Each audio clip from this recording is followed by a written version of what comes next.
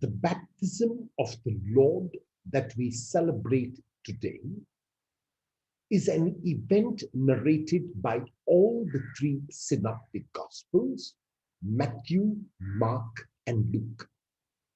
The reason why all three narrate this incident is because they all believed that it was the foundational experience in the life and mission of Jesus. It was at his baptism that Jesus received the mandate from God. It was after his baptism that he embarked on the mission. This is why we need to understand what happened at the baptism of Jesus, what mission he received from God, and how he would accomplish that mission. In the Gospel of Mark, there are three events which occur at the baptism of Jesus. As soon as Jesus is baptized, the heavens open. Mark uses the Greek verb schizomenos to show that the heavens were rent open. In Isaiah chapter 64, verse 1, Isaiah is pleading with God to rend open the heavens and come down one last time to save the world. Mark is saying, by using this verb rent open, that the plea of Isaiah, the prayer of Isaiah is answered in the baptism of Jesus. This is why Mark is very specific about the heavens being rent open at the baptism of Jesus. That's the first event which occurs. The second event is the Spirit comes on Jesus as a dove. The reason why Mark mentions that the Spirit came as a dove is to show the tangible and physical experience which Jesus has. He experiences the Spirit of God coming on him, so he becomes the carrier of the Spirit. He becomes the communicator of the Spirit. He becomes the one who will give the Spirit to anyone who opens their hearts and minds to the promptings of God's Spirit. And the third event, the climax at the baptism of Jesus, is the voice from heaven speaks. And the voice issues an invitation to Jesus. And this invitation is issued through the combination of two Old Testament texts. This is what the voice says: "You are my beloved Son. In you I am well pleased." You are my beloved Son. The first part of the quotation is from Psalm 2, verse 7. In you I am well pleased, or in you my soul delights, is from Isaiah 42, 1. What is the meaning of the combination of these two Old Testament texts in the invitation that is given to Jesus?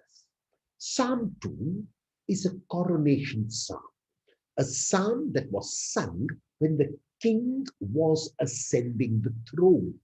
So it has to do with kingship, it has to do with authority, it has to do with the crown of gold. Isaiah 42, verse 1 is the first of the four suffering servant songs of Isaiah. In you my soul delights, or in you I am well pleased. This is how Isaiah 42, 1 begins. Behold my servant, my chosen one, in whom my soul delights. So Isaiah 42 has to do with servanthood, has to do with slaveship, has to do with giving and service, has to do with the crown of thorns. It might seem, on the one hand, that this is a double invitation, but really it is one invitation, because the invitation through Psalm 2, verse 7 and Isaiah 42, verse 1 is to be king servant, to be servant king, to be king who becomes king by being servant, to be king who becomes king only by being servant. There is no other way. This is why Mark is very specific that Jesus sees the heavens opened. He sees the heavens rent open. He sees the Spirit come upon him as a dove, and he hears the voice. In the second reading of today, Peter tells us in a very beautiful summary of the life and mission of Jesus, how Jesus did this. When Peter summarizes the life of Jesus, not by talking about his extraordinary deeds, not by talking about his miracles, not by talking about his eloquence in word, but Peter simply says this: you have heard about Jesus of Nazareth, how he went about doing good and cleansing, healing everyone who was possessed in any way. In a summary form, this is what Isaiah in the first reading of today says that the suffering servant would do. The suffering servant would not come in authority. The suffering servant would not come to dominate. The suffering servant would not come in anger. The suffering servant would not come on a horse. The suffering servant would come as a helpless child. The suffering servant would come and suffer along with suffering humanity. In our present times, the baptism of the Lord is extremely relevant and important for us. Like Jesus, we are also issued an invitation.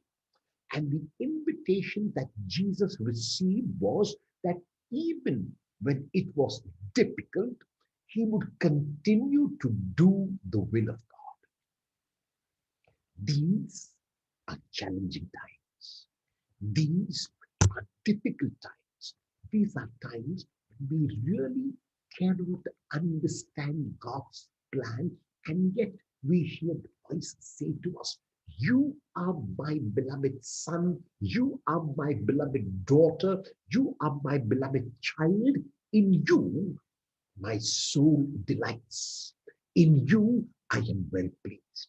Jesus heard this invitation and recognized it as an invitation not merely to be king, not merely to be son, but he realized that it was an invitation to be king and son by being slave and servant.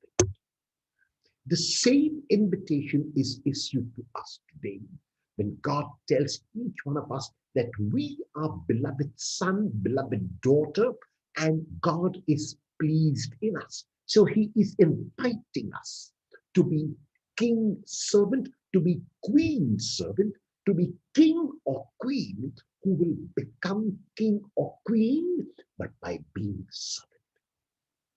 Jesus fulfilled this mission according to Peter in the second reading of today by doing good.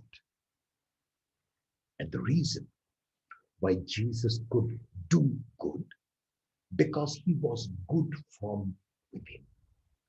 So we are invited on this baptism of the Lord to also imitate Jesus in his mission to continue that mission which he inaugurated over 2,000 years ago, in which he healed everyone who was possessed of any kind of negative.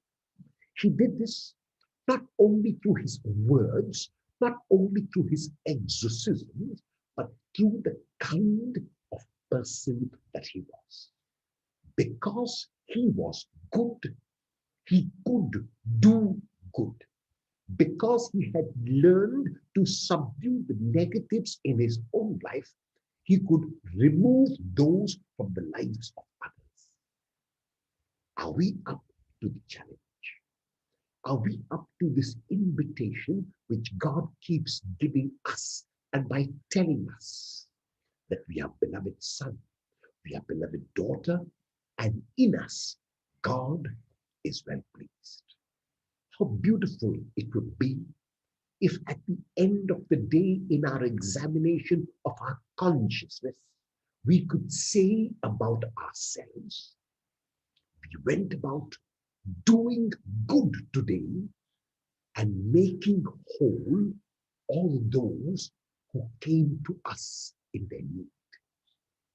I pray that each one of us will be able to do this. Amen.